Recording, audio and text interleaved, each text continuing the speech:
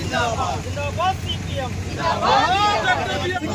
సింగరేణి సంస్థకే ఇవ్వాలి బొగ్గు బ్లాక్ వారిని సింగరేణి సంస్థకే ఇవ్వాలి సింగరేణి బొగ్గు భవనాల వ్యతిరేకంగా పోరాడతాం నెట్వర్క్ బోర్డును పెట్టవచ్చు 5 నెలలు లాక్ చేసి 4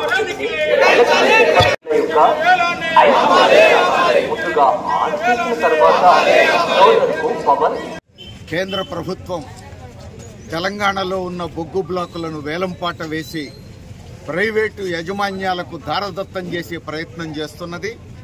అందులో భాగంగానే గతంలో కోయిలగూడెం బ్లాకు, సత్తుపల్లిలో ఒక బ్లాకు కూడా ప్రైవేటు వాళ్లకు దారదత్తం చేసింది.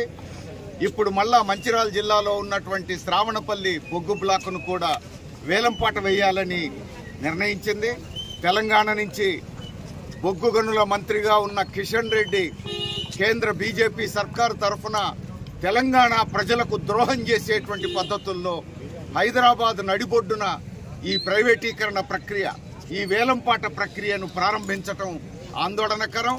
మరోవైపు కేంద్ర బీజేపీతో కొట్లాడతానని చెప్తున్న కాంగ్రెస్, తెలంగాణ ప్రజల కోసమే ఉన్నాననుకున్నటువంటి కాంగ్రెస్ ప్రభుత్వం ఈరోజు సింగరేణిని కాపాడడం కోసం నిర్ణయించుకోకుండా బొగ్గు బ్లాకుల వేలంపాట ప్రక్రియలో కిషన్ రెడ్డితో పాటు రాష్ట్ర ఉప ముఖ్యమంత్రి బట్టి విక్రమార్క గారు కూడా పాల్గొనడం అనేది ఖండించదగిన విషయం.